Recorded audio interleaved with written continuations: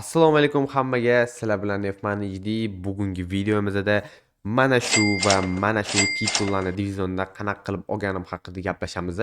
Undan oldin videoga like va podpiska bosib qo'yishni unutmanglar. Unda biz boshladik.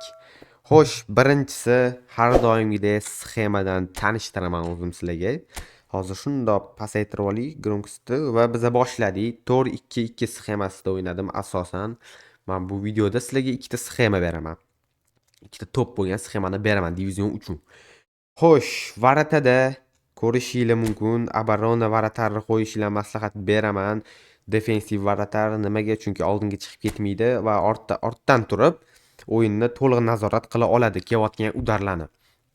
Xo'sh, ikkita build up hamda The Destroyer bu разрушитель, ya'ni Carles Puyol va Van de Venni o'ynataman bolalar. Xo'sh, menda bundan Van de Vendan zo'rroq himoyachilar bor, lekin Van de Venni tezligiga ishonaman bolalar. Ikkita qanotda bo'lsa Abarona, ya'ni defensiv fullbacklarni qo'yaman. Menda hammasini tezligi juda yuqori. Bittalab ko'rsatib chiqaman hozir bolalar.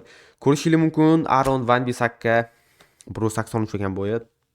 Men shu Unitedda o'ynayotgan paytida olganman buni. Xo'sh, ko'ramiz. Zashita statistikasini ko'rishingiz mumkin. 83 boshi. Bo'ladi, yomon emas. Ikkinchisi patkat 99, agressiya 93, Pavlechenni 96 idealni bu. Defensiv fullback uchun juda idealni.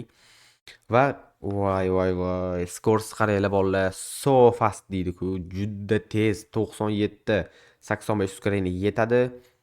Vinolsvest ya'ni staminasi 90, bu umuman charchamaydi degani где-то bir 90 minutlarga iminni shu 90 minutga moslashganda, unaqa 120 minutga yetmasa ham uni yetib beradi. 90 minut idealni o'ynab beradi bolalar. Xo'sh, chap qanotdagi o'yinchimiz bu Costa Curta, o'sha legendarniy Frey o'yinchi. Umuman afsuslanmayman buni. Bu o'sha paytda yaxshi ham olgan ekanman. Paslari driblinglarga bermaganman. Paslar o'zi normalniy, oldinga chiqmagani uchun paslariga bermaganman. Heading, ya'ni igr головой 92 va himoyadagi statistikalar 93, 90, 83 va 99. Bu chotki, вообще idealniy va skor 87 manga yetadi. Bu priguchislari normalniy, talchosi ancha yaxshi va Vinolsvest ko'rishingiz mumkin 98. Bu degani почти pik degani-da, bu pik statistika. Stamina bemalol yetib beradi va ikkala yarim himoya emas, himoya duosi Miki Van de Ven 350 o'yin o'tkazdi jumanda. Bu yilda chap qanotga tushadi. Himoya statistikasini ko'rishingiz mumkin. Unaqa yomon emas, yaxshi, ancha yaxshi. Unaqa slab emas-da, ko'rishingiz mumkin va tezligi 90 ga uskarina 80 chiqib qo'yganman. Tezlanishi ham yaxshi bo'lishi kerak va talcho. To'g'ri, jump unchalik yaxshi emas, lekin yonidagi Puyolda jumpini ko'rsataman, qo'rqinchli. Va bunda unaqa skillari to'g'ri emas. Himoyachilik uchun hamma skilllar yo'q va men unga ikkita skill berib qo'yganman, igr головой hamda перехват. Перехват bu qanaqadir agressivniroq o'ynaydi-da, ko'pdan agressivniroq olib qo'yadi. Puyolga kelamiz bolalar. Puyol shubhasiz juda zo'r zashitniy destroyerlardan eng yaxshilaridan, eng yaxshisi baribir Nesta va bu eng yaxshilaridan. Igr головой 87, himoyadagi statiskalari 99, 97, 96, 98 da bo'lib yotibdi. Просто idealniy bolalar va tezligini ko'rishingiz mumkin. 88 ga 85. Buni 90 qilmadim, 88 qilib, uskareni, ya'ni tezlanishini ancha oshirib qo'yganman va jump ko'rishingiz mumkin 96 вообще idealniy degani bu. Talcho 94, buni ham staminasi minus 84 normalniy va skillari normalniy va men bunga igr головой skillini berganman. Zashitaga to'g'ri qaytish bu ancha yaxshi. Bu menga idealniy bo'lgan himoyachi va ikkala yarim himoya men sevadigan Zakariya. Idealniy bor u. Hozir 359 ta o'yin, undan oldin men ba'zi oddiy kartasini o'ynatardim, bola 93 reytingli. Va mana ko'rishingiz mumkin Anchorman, Yakir, ya'ni nizm paslari oddiy bo'ladi, yomon emas. Va himoyadagi statistikalariga gap bo'lishi mumkin emas. Va buni nimaga o'ynatishimni sababi tezligini ko'rishingiz mumkin. Tezligi вообще to'g'risi ta'riflashga til ojiz. Anchorman uchun bu tezlik juda ham baland. 91 stamina. Gap bo'lishi mumkin emas va o'sha oporniklik uchun kerakli skilllar mavjud. Va menga yoqadigan, men nega Archestratni o'ynatmayman? Bu menga ko'proq yoqadi. Clarence Seedorf 9 dan o'tkazibdi salkam. Paslari, gollari yetarlicha. Box to box zo'r kuchaytirgan banda bor, o'zimga ham juda yoqadi. Driblinglari 90, paslari ham 90. Himoyasini gapirmasa bo'ladi, 96 gacha bor 90 dan. Va tezligi ham 90. Hammasi balansirovka qilib kuchaytirganman bolalar. Va bunda qaranglar, double touch bor, Marcel Turin bor, dalniy udarlar, passiv kasani, passi hammasi bor. Skardioni pas, даже fenomenal pasgacha bor va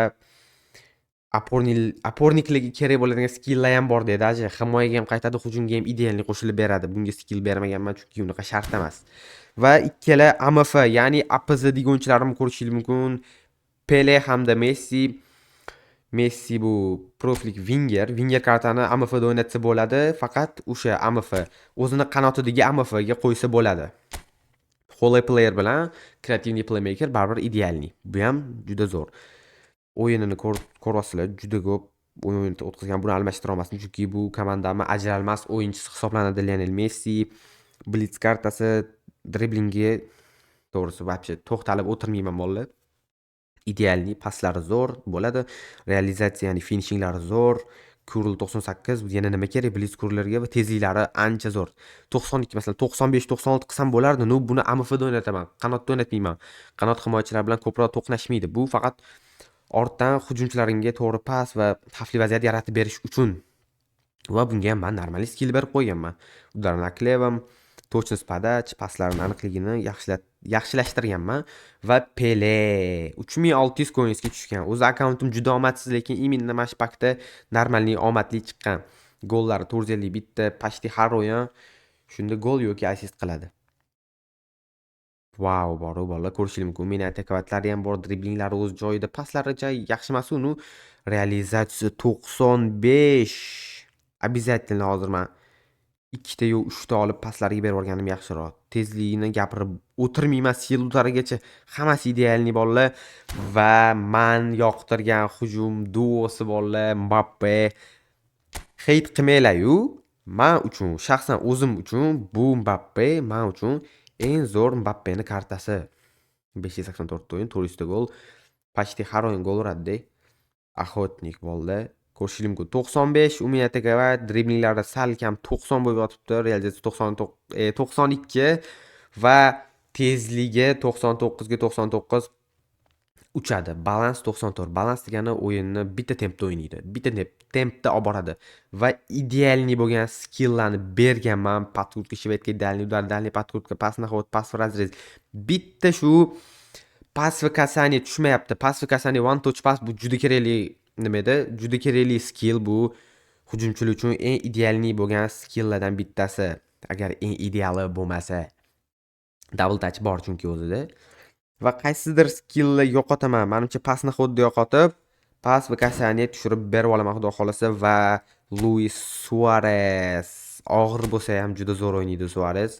Ko'rishingiz mumkin, mana driblinglari a'lo darajada. Bundoq qarasa, chunki og'ir o'yinchiga a'lo darajada-da bu. Salkam 85, 87, 84, 88 bo'lib yotibdi.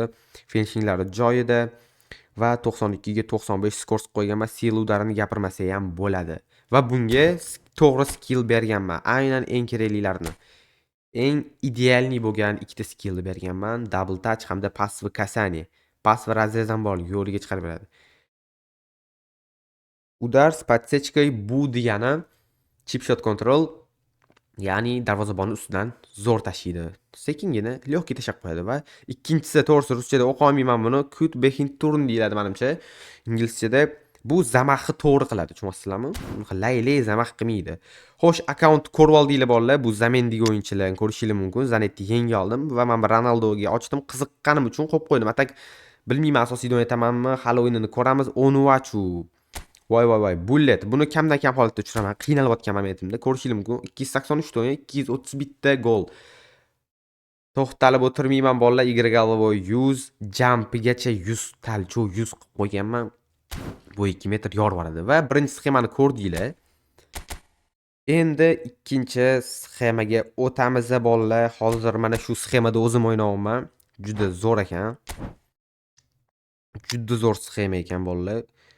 Bunda ham xuddi shunaqa nimada o'yinchilarni joylashtirib chiqqanman. Mana Abrona Baratar, build up, Разрушитель, ya'ni destroyer va defensive fullback, anchorman.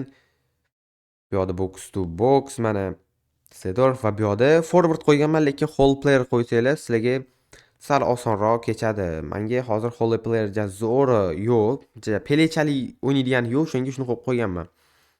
Mana bundoq qilib qo'ysam ham bo'ladi, no farqi yo'q. Mana va bu yoqqa Messini qo'yib qo'yganman. Hujum o'sha va individual instructionlardan ko'rishingiz mumkin. Uказание игрока ikkalasiga anchoring berib qo'yganman. Mana ruschasida ko'rishingiz mumkin.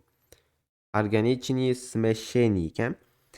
Bappe va Suaresga berib qo'yganman va bu zashitalarni yoqmaganman. Nimaga yoqmadi desanglar, men har doim raqib va akkaunti sostavi sxemasiga qarab va o'yinchilariga qarab buni tuzaman bolalar. Men oldindan qilib o'tirmayman, raqibga qarab to'g'rilab olaman.